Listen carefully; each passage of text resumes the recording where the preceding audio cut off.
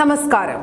മുൻ പിണറായി വിജയൻ സർക്കാരിന്റെ കാലത്ത് പോലീസ് സേനയിൽ അരങ്ങേറിയ പിൻവാതിൽ നിയമനങ്ങളുടെയും വൻ വഴിവിട്ട ഇടപാടുകളുടെയും വിവരങ്ങൾ ഓരോന്നായി പുറത്തുവരുമ്പോൾ ഇതാ ഉന്നത പോലീസ് ഉദ്യോഗസ്ഥർക്ക് നേരിട്ട് പണി കിട്ടുന്ന വാർത്തകളാണ് ഹൈക്കോടതിയിൽ നിന്നും പുറത്തുവരുന്നത്.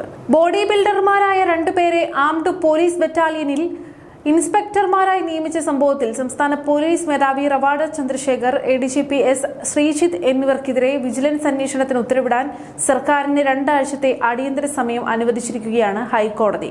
നിയമവിരുദ്ധമായ സ്വതന്ത്ര അന്വേഷണം ആവശ്യപ്പെട്ട് അഭിഭാഷകനായ KM ഷാജഹാൻ നൽകിയ ഹർജിയിൽ ജസ്റ്റിസ് ബദറുദ്ദീൻ ബെഞ്ചാണ് ഈ നിർണായകമായ ഉത്തരവ് പുറപ്പെടുവിച്ചിരിക്കുന്നത്. ശാരീരികക്ഷമതാ പരിശോധനയിൽ പരാജയപ്പെട്ടവരെ പോലും മുതിർന്ന പോലീസ് ഉദ്യോഗസ്ഥർ ഇടപെട്ട് ഇൻസ്പെക്ടർമാരാക്കി വാഴിച്ചു എന്ന ഞെട്ടിക്കുന്ന വസ്തുതകളാണ് ഇപ്പോൾ വെളിച്ചത്ത് വന്നുകൊണ്ടിരിക്കുന്നത്. കോടതി മുറിയിൽ വെച്ച് സർക്കാർ അഭിഭാഷകൻ കേസ് ഒതുക്കി തീർക്കാൻ നോക്കിയെങ്കിലും സ്വന്തം വിജിലൻസ് SP നൽകിയ സത്യവാങ്മൂലം തന്നെ സർക്കാരിന് കനത്ത തിരിച്ചടിയാവുകയായിരുന്നു. പരാതിക്കാരന്റെ ആരോപണങ്ങളിൽ കഴമ്പില്ലെന്ന് ആഭ്യന്തര സെക്രട്ടറിയുടെ ഓഫീസിലെ ഡെപ്യൂട്ടി സെക്രട്ടറി നൽകിയ റിപ്പോർട്ടാണ് സർക്കാർ കോടതിയിൽ മുൻപോട്ട് വെച്ചത്.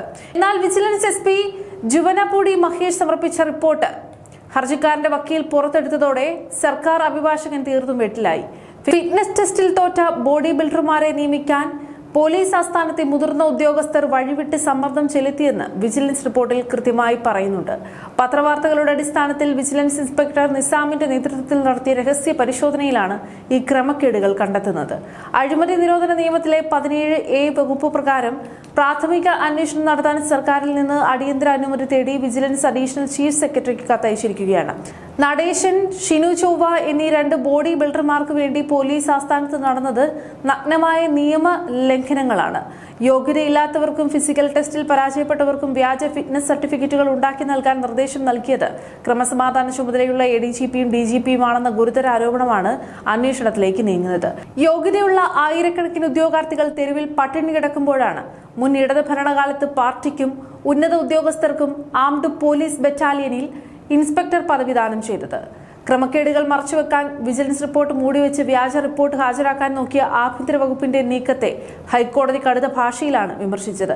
2 ആഴ്ചയ്ക്കകം വിജിലൻസ് അന്വേഷണത്തിന് അനുമതി നൽകിയില്ലെങ്കിൽ സർക്കാരിന് അത് വലിയ രാഷ്ട്രീയ തിരിച്ചടിയാകും.